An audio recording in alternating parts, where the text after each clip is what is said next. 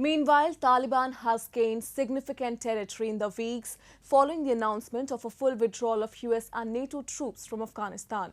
The war-torn country is witnessing a surge in violence, and the Taliban's aggressive advances have not left even the renowned persons in society.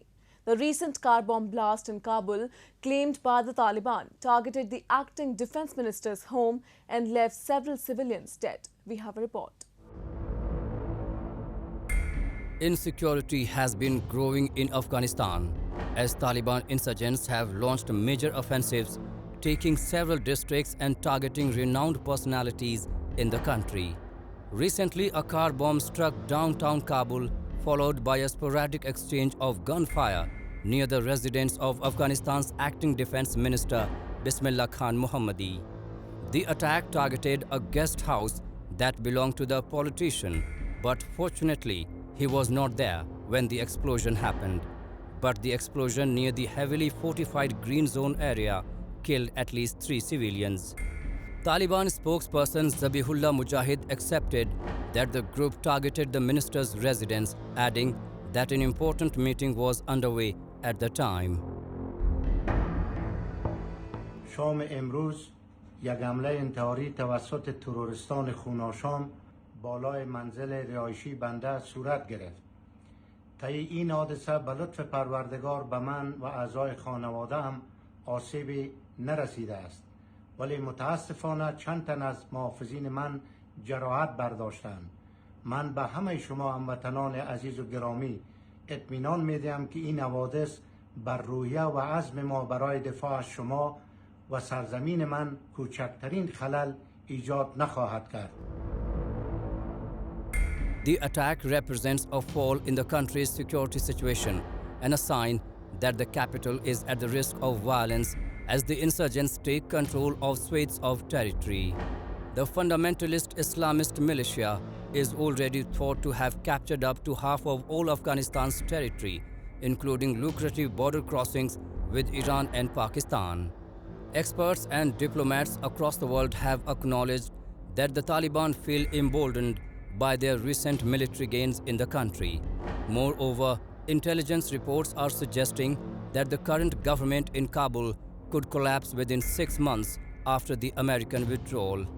In such a critical situation, the United States also admitted that one of many concerns about Afghanistan is that it could spiral into civil war. They have acknowledged that the Taliban's stepped-up violence had shaken confidence in such assumptions.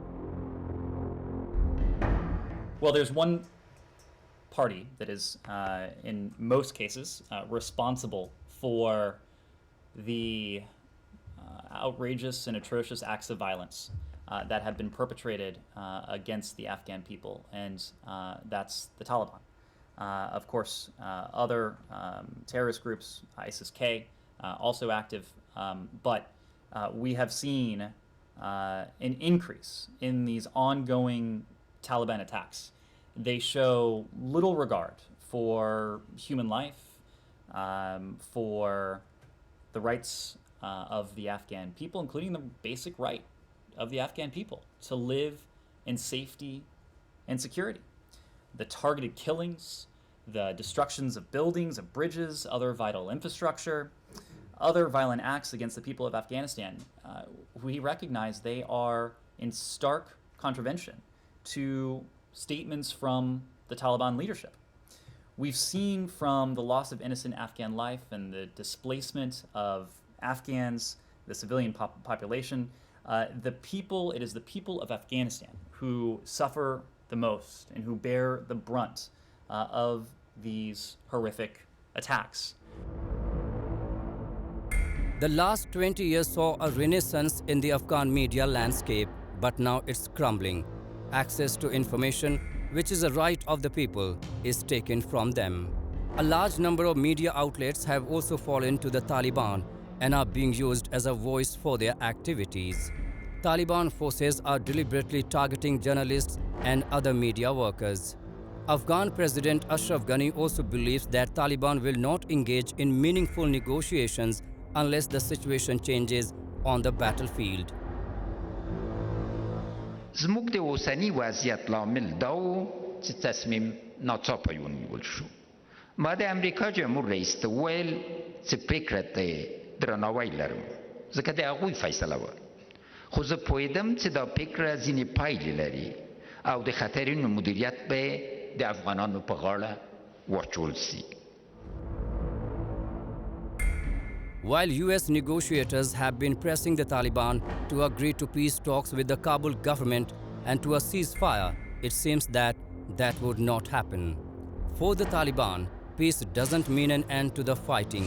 It means an end to the US occupation, and for that, it can go to any extent. Several news reports and social media claims have highlighted the worrisome dimension of strengthening of Taliban's relations with Al-Qaeda, Islamic State, and even with the members of Turkestan Islamic movement.